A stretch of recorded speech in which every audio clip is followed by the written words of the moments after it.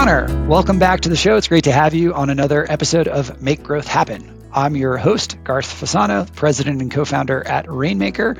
Connor is a franchise consultant. I've had you on the show in the past and wanted to continue the conversation about franchise growth. Connor, let me just pass the mic over to you for a quick intro and we'll jump right in. Sure. Well, I appreciate the invite back. I don't always get invited back to places after I came one time and was allowed to speak for 30 minutes. So it's a high honor, rare treat, but anyway, quick intro on me. I'm a franchisee in a couple different brands, one in home services, one in the waste sector, and also a franchise consultant. So I help people who want to get into franchising, want to get into business ownership, to source opportunities, evaluate them, and to fund them. And so I think our topic today is going to be more oriented around the strategic side of things. And that's part of what I do is to help people, understand what their end goals are and then reverse engineer that to pick the franchise opportunity that best fits what their long-term plan is. Perfect. And the reason we wanted to jump back together was on the last podcast, we talked a whole bunch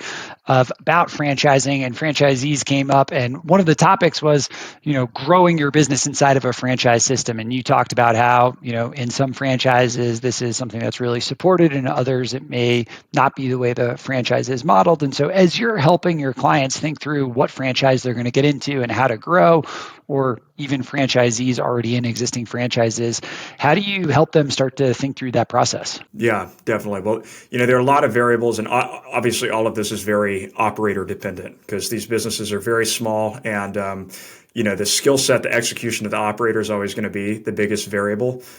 So it's not just about finding like the best business as if that's some like objectable, is that a word? I don't know. As if that's something that can be determined without regard for the fit of the individual themselves, So, but really, part of what I talk with people about, and the framework that I have to develop like the outcomes that can be good in franchising, is what I call the 3 E's and the triple option. So the triple option is it's a play in American football where the quarterback keeps the ball. Instead of like scripting out everything about what they're going to do and where everybody's going to go, the quarterback keeps the ball, and they have 3 options that as they see how the defense lines up and, just what's available, they get to make the call as to what they do. And so in franchising, I refer to the triple option as exit, executive ownership, and empire. And the point is to get into opportunities where any of those 3 can be viable and exciting outcomes, because there are always going to be variables that happen that you may not fully understand, or you may not fully have control over, rather. Totally makes sense. So if you're talking somebody through the process of looking to get into a franchise, and we briefly mentioned this on the last podcast tonight, so I think I want to dig into it a little bit more, is that, you said, hey, focusing on emerging brands can be a really interesting area because, empire builders or things like that have already entered some of the more established franchises. So is that something that you would encourage people to be looking towards, that want that triple option, like look for a growing emerging brand that has high prospects to sort of keep all those options open? Or is it better to think like, hey, I want a really established brand because now I know it's going to work? And so, I think that's one of the things I've thought a lot about as I've, considered franchising too. Yeah, well, and to qualify this with, so my experience owning the 2 brands that I've been a part of, one of them was founded the year that I was born, in the 90s. We'll leave it at that. But, and one of them was, founded in 2019, or at least that's when they started franchising, right? So one's been around for significantly longer than the other. I've had a much more positive experience in the one that is newer than I have the one that's been around for decades at this point. So, what that showed me is that there's not a linear relationship between the quality of the opportunity and how long they've been around. I think that the reason that sometimes people draw that conclusion is because how long they've been around, obviously that's a longer track record you have to look at, or you have more subject matter when you look at a franchisor's track record and you look at the track record of their financial performance. But the reality is that I personally, just my style of what I'm trying to do, I would take a franchisor that's been around for, 10 years or a little less, but is well capitalized and sophisticated, has a lot of energy behind the brand. Their growth trajectory is very strong. I would take that all day, every day, and twice on Sunday over someone that's been around for decades and it's just stagnant, doesn't have a lot of energy behind it. So, what were a couple of, I mean, and if you're comfortable getting into this, what are some of those differences between the, established brand that is as old as you are and the, maybe more emerging brand that you more recently got involved with? So some of it just comes down to the mindset of, the leadership, right? And this is why I always like push back on when people in franchising just bitch and complain about, oh, my franchisor sold to private equity, or my franchisor just wants to sell to private equity. And I'm like, I'm not saying that that's a valid, like there's not merit to that concern, because there certainly is.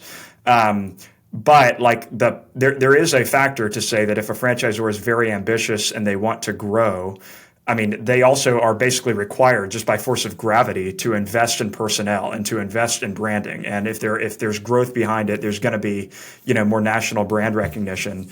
And I would also say, like, I've seen the counter extreme to that, I think, to answer your question directly, which is, small family owned brand, been around for 25 years and has less than 50 locations.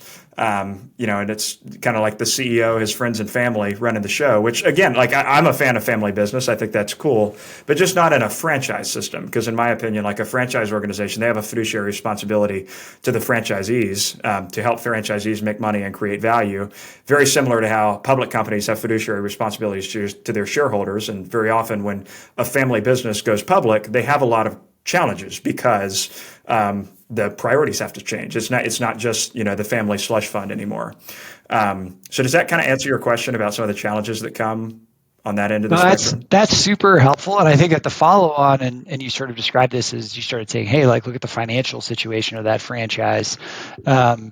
Like I personally think people need to look at the FDDs a lot more. I talked to a lot of franchisees that maybe haven't really opened it. I'm sure they had to sign something that has to do with that. I haven't personally bought a franchise before, so I don't know what that exactly looks like. But I think going through the FDDs on franchises is really important. I think the things that, as Rainmaker, we look at a lot is, and you can see in those, do they have a sales support vendor? Do they have marketing vendors? What are the required minimum spends? Like you can actually see a lot of the financial information about those organizations too. And so like for people on the outside that are starting to evaluate these, those are a really valuable resource. And I think it's the state of Minnesota has them basically like all available on the Wisconsin. internet.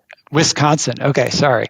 I think Minnesota does too, but They might. Yeah, yeah. Wisconsin's is the And, best, the most thorough and convenient, because okay. only the ones that register in those states are the ones that are available. And I'm pretty sure Wisconsin has the most, like, just availability. But yes, they're That public makes record in both. Yeah. That makes a lot of sense. So, like when I'm going through those, I'm looking at how many locations are there, how many, what's the location growth, what's the unit economics for a territory, and I also look at the economic outcomes for the franchisor too, because you want the outcomes for the franchisor to be good, but you can also in that their P&L that's basically there, you can also look at the types of investments that they're making and you know are they trying to help grow this or what are their objectives? They kind of become pretty clear in that P&L. So that's what I look for. Is there anything else that you look for in those? Yeah, I mean the FTD it's challenging, right? Because it's a lot. It's 200 pages of legal gobbledygook, and so it becomes hard to like review the whole thing and for it to mean anything to you. But really, the main things that people need to pay attention to are the items, which are the part like the items are there. As a part of it. And what the intention is for it to lay out in layman's terms for those of us that don't have law degrees to be able to understand. And, the main things from a financial performance standpoint, the item 7, that's what outlines the initial investment, and it should be itemized to show, the range of total initial investment to start, this franchise, but also it be itemized to show where all of that money goes. And the item 19 is where they disclose financial performance, and franchisors have a lot of latitude as far as how much, how thorough they want to be in disclosing financial performance, but they're only able to share with prospective franchisees what is in that item 19. Now, I'll qualify all of this to say that I always say that the FDD is the starting line in all of this. It's not the finish line. Like it gives you a snapshot, but it's very important to take this and go and talk with franchisees because franchisees can, share more about their financial situation with you than the franchisor can. And obviously the incentive structure is not the same with them where they really aren't incentivized to give you anything other than the God's honest truth. Yep. also you can find all of those franchisees' contact info generally in the last couple pages of the FDD too. That's exactly right. And you want to make sure that you talk with somebody that's raving and somebody that's pissed off.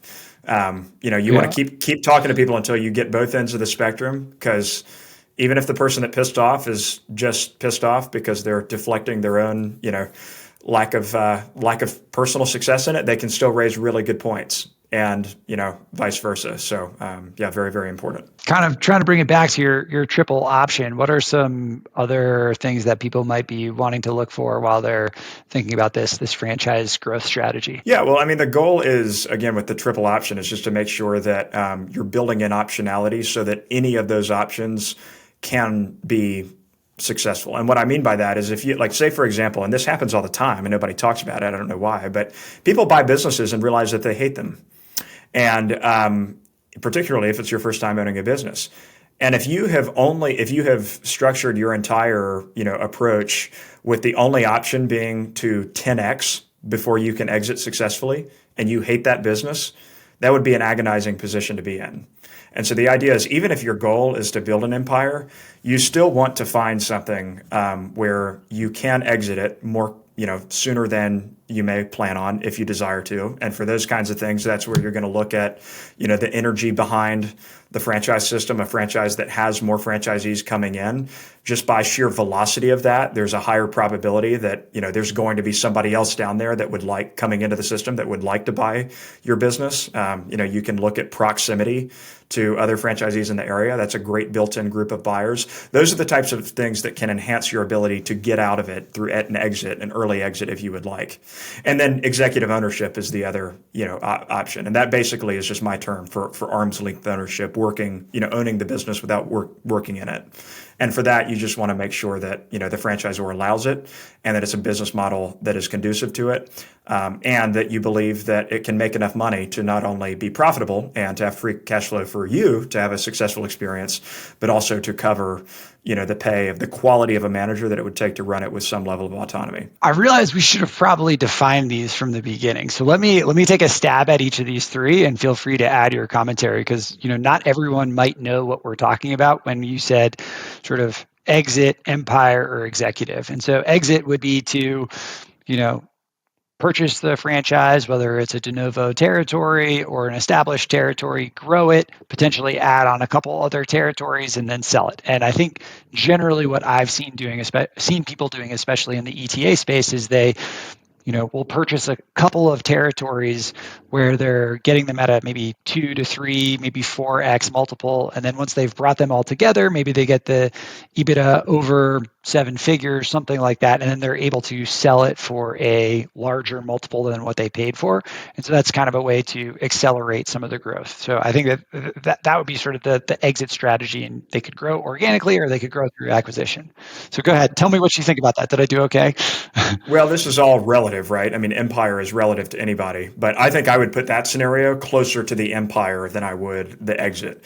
Exit, more of what I'm thinking about there is, like, I have bought this franchise and, I'm running it, and, you know, basically, like, can I get out of it if I want to? Like, can I sell it more quickly than I anticipated if I want to do so, without needing to do add-on acquisitions, stuff like that. Does that make Got sense? it. Yeah. Okay. So Basically, do I have an off purchase, ramp? Yeah. yeah, purchase, run, and so franchises that would fit into that exit category are probably ones that are growing quickly. There's a lot of sales happening for territories, so there's a lot of demand transactions happening. So they're relatively liquid, in one way to consider it. Empire would be what I just sort of said, is like, hey, we're going to build up a couple territories, maybe some organic growth in underperforming territories, but then essentially get multiple arbitrage.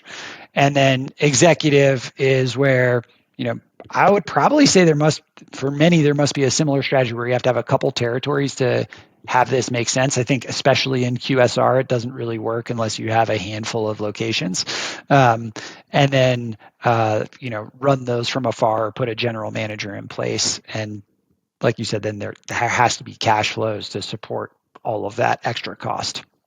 Yeah, because that just an example from my story. That is what I did with my first franchise. Because it wasn't.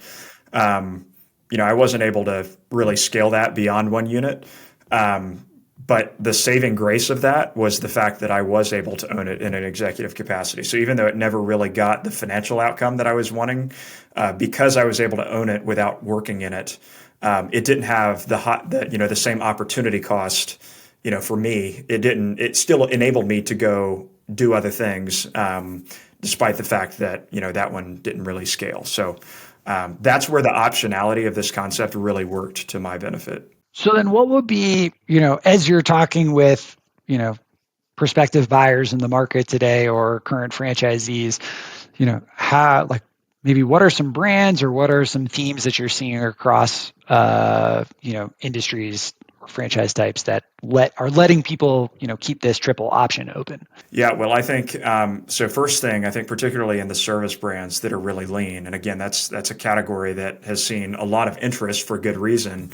But you're seeing a lot of people getting squeezed. You're seeing the category entirely getting squeezed, where just a lot of them, we talk about executive ownership. Again, one of the big determining factors in whether or not that's viable is, like, does it make enough money to sustain both, cash flow for the owner and, compensation for a manager. And there's a big difference between a manager that can operate alongside, in tandem of the owner and in place of the owner on a day-to-day basis. Big difference. You are not finding somebody off of Indeed for $50,000 a year that can build your business autonomously for you. That's just not going to happen.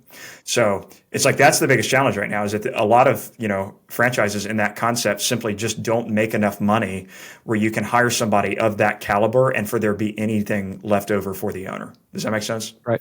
Totally makes sense. And so I think, like, what I would encourage people to do is, like, I always go back to the numbers. So go to the FDD and look at the unit economics and consider what that might be like. Now, from the FDD, you probably don't know is, like, does this representative territory, is it owner operated, or do they have a general manager? You probably don't get that level of detail.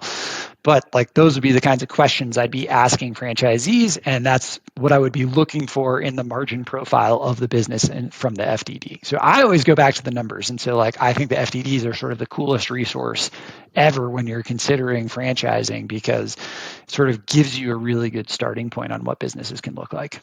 It is a good starting point. But again, you got to talk with franchisees and make sure that you talk with them about, talk with franchisees that are in a similar situation to presumably what you would be. So if there's somebody that's running it and isn't running it full time, those are the types of people that you're going to want to understand what the performance is that they're seeing. Because I just know a lot of people that, have gotten into businesses like this, and it's one thing for it just not to perform as well as they'd hoped, but it's another thing entirely for it not to perform as well as they'd hoped, and they're stuck underneath the business, and they're not able to go achieve their own earning capacity on the open market. So it's like you're in a hole financially, and your shovel's been taken away. That's the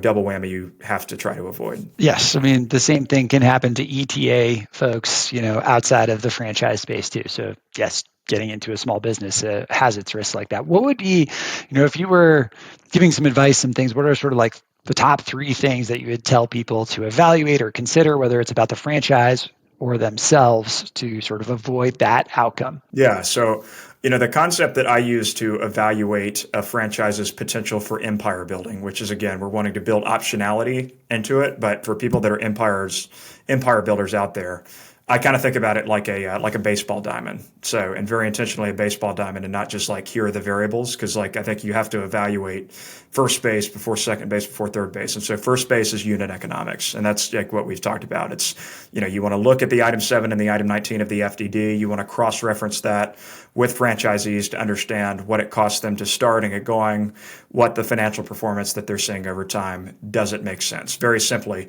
it costs X amount of dollars to build this box. How much money does this box produce? So unit economics have to check out. The second thing I look towards is growth trajectory. So again, is it a brand where, multiple, many other franchisees are getting into it because that has a baseline layer of validation to it, in and of itself. And then if it's a legacy brand, and you want to build an empire, that's when you're going to look for things like the number of units that are available, the density of them, how fragmented is the ownership, and that sort of thing. So that's second base. And then third base is the leadership. And so you're going to want to understand from a leadership standpoint, are they supportive of empire builders coming in? What is their long-term vision? Are you aligned with that, et cetera? I think I like what you said about unit economics. And I think that the other thing I would probably encourage folks to consider is really thinking about, especially if you're buying a new territory, what does it take to go from, no customers, brand new, no presence in that market to the scaled business where if the unit economics support it, where you can actually put in a GM. I was advising a couple of folks looking at a services company probably about last year, and they were like, hey, once this gets to 6 trucks, like, man, this is a great business. But they were starting brand new, and like, the steps to get from 1 truck to 6 trucks, it seemed very, very far to me. And that was one of the things we talked through. Like, sure, this is great, this is really exciting, but like, what is the blocking and tackling that gets you from 1 to 2 to 3 to 4 to 6? And that seemed very hard in that particular brand. And so ultimately, they felt like it would take too long for those unit economics to be achieved that they were hoping to get at scale. So I think like really thinking through what does it take to make that happen. And from my perspective, that's really about customer acquisition and sales and customer service and providing a really good service so you get reviews, just creating that virtuous cycle. And then I think on, like you mentioned, growth, unit density, I think that's super, super important. And, I've seen some successful friends in the ETA space be able to quickly add on additional territories because there's high density, older, sort of tenured current owners, so people looking to transition. And so they were able to come in more of a legacy brand, and that gave them a lot of opportunities really quickly.